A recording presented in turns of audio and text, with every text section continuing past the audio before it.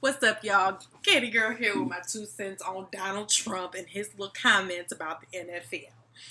Now, before we get started, I wanted to just say thank you to all my first time viewers, all my new subscribers, all my old subscribers. I love each and every one of you all. If you have not subscribed yet, go ahead and click that red button somewhere around in this. For y'all that don't know everything that's going on, I'm going to try to summarize it pretty quickly. Friday, September the 22nd, Donald Trump was at a rally that was in support of a Republican candidate out in Huntsville, Alabama. While he was running his big fat mouth, he started to make reference to Colin Kaepernick and him disrespecting the flag. Wouldn't you love to see one of our NFL owners, when somebody disrespects our flag, you say, get that son of a bitch off the field right now. Out. He's fired. Donald Trump decides to get on his soapbox called Twitter and then says if a player wants the privilege of making millions of dollars in the NFL or other leagues, he should not be allowed to disrespect our great American flag or country and should stand for the national anthem. If not, you're fired. Find something else to do. So Richard Sherman, which is a Seattle Seahawks cornerback, said the behavior of the president is unacceptable and needs to be addressed. If you do not condemn this divisive rhetoric, you are condoning it. And I absolutely agree with him. Some people like to just sit on the corner and just watch everything happen, but to me, those are the worst ones. If you don't speak out against it and you're feeling some type of way about it, you're really not helping the situation. What really needs to happen is people being vocal so that they know that this is not representative of our country as far as all of this divisive rhetoric. Okay. Detroit Lions tight end Eric Ebron says, did anyone tell Trump to stick to politics like they tell us to stick to sports? Shaking my head. Kansas City Chief wide receiver Chris Conley said, stick to sports, boy. Sit down and do what you're told. Say or do something we don't like and you're fired. Well, I hate to break it to you. Now, there have been team owners who have been in support of the players, making their statement by choosing to kneel during the national anthem. Kraft, which is a NFL team owner, said, our players are intelligent, thoughtful, and care deeply about our community, and I support their right to peacefully affect social change and raise awareness in a manner they feel is most impactful. That's cute, right? I love that. But not so fast. Let's just be honest about where this all started, right? This is Colin Kaepernick, who decided to kneel during the national anthem as a show of solidarity for the Black Lives Matter movement and in response to the police brutality against blacks specifically. And I guess his whole thing is, why honor something that doesn't honor me?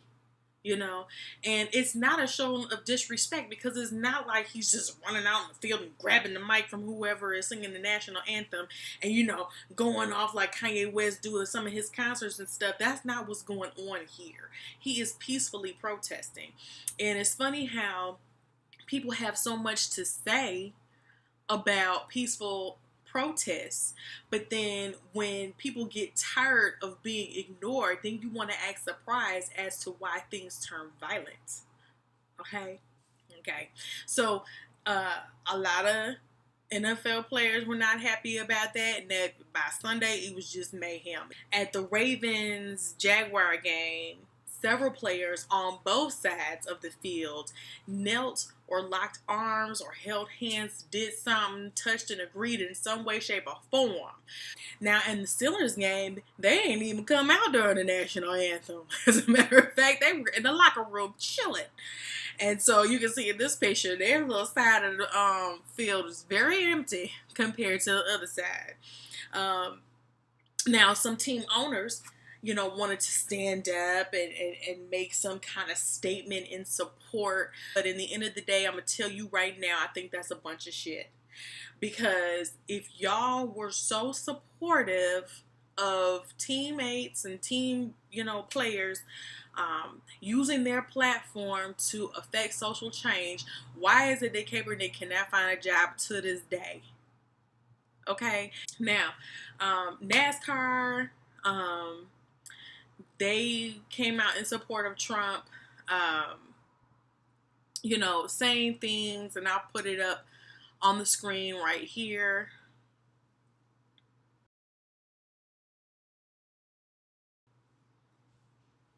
And basically saying that you can find yourself a Greyhound ticket. I mean, they ain't even gonna fly you home, boo boo. You going home on the bus.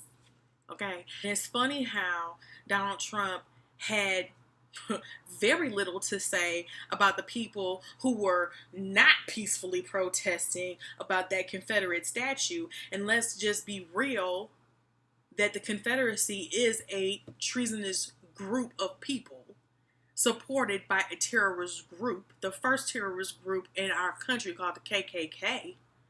So when a terrorist group and a non-patriotic whatever group come together and are cutting the muck over a statue, doesn't seem like he had very much to say, not to the extent that he did when people are peacefully protesting racial discrimination.